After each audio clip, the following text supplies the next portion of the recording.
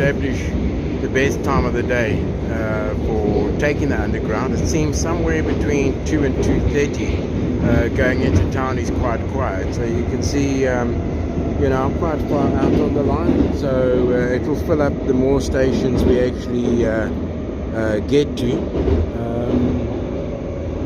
But at this stage it's still pretty empty. We're coming up to a stop now. It's easy in these older trains. If you see above the door, there's an LED light that you can actually track, and the station names are in Russian, and then in small letters you'll see the station names are printed phonetically, and you can also listen out for it over the intercoms and stuff.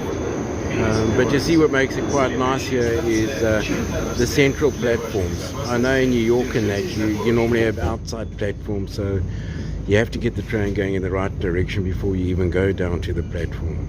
Here you get on the platform, you orientate yourself, and you can get the direction right quite easily. So you're off again, and you'll see it accelerates at a fair pace. It's a pretty smooth ride, and doesn't make too much noise. This is an older carriage, so it doesn't have all of the amenities like USB charging and stuff like that, or the interactive map, but they all have LED screens with adverts and stuff like that. And one of the things that impresses me the most, it doesn't matter how old the carriage is. There's been probably 3 generations of carriages now, spanning 60, 70 years, but they're always clean and well maintained. They work. And the Russian people as well, they're also just very polite, very courteous and respectful of each other. So yeah, we've off the train, we're making the connection, and the trick is, okay, there's a lot of discipline on the escalators. Russians are pretty disciplined, not quite Japanese, but better than most of the world.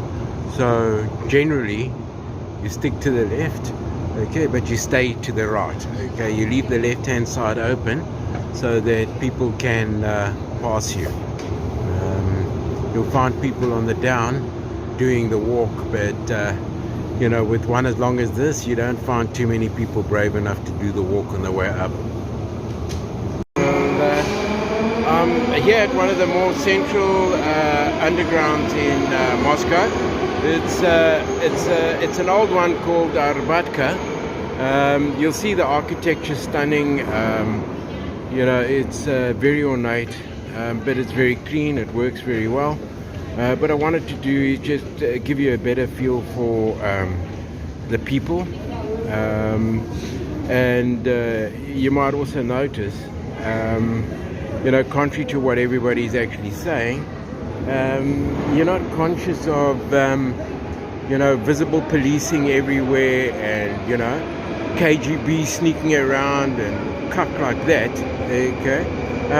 These are just people going about their everyday business, and there are a lot of people moving around.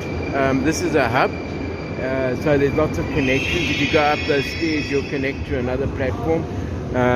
If you go down this way, you'll connect to another platform, or there's 2 platforms down that way, and you can get out to the Kremlin at the bottom down there as well. So yeah, we're going to go take a look down there, but I just wanted to give everybody a feel of the Moscow Underground. It's quite classy, it's not smelly, it's not sleazy, and everybody uses it.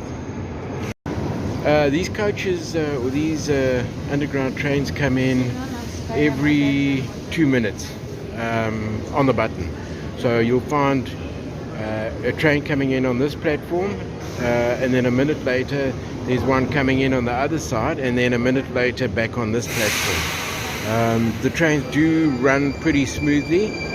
You'll note they're very, very long. Okay, I've done a basic calculation, and I think that a train could easily carry 1,000 people, during peak hour traffic. So that's 1,000 people every two minutes.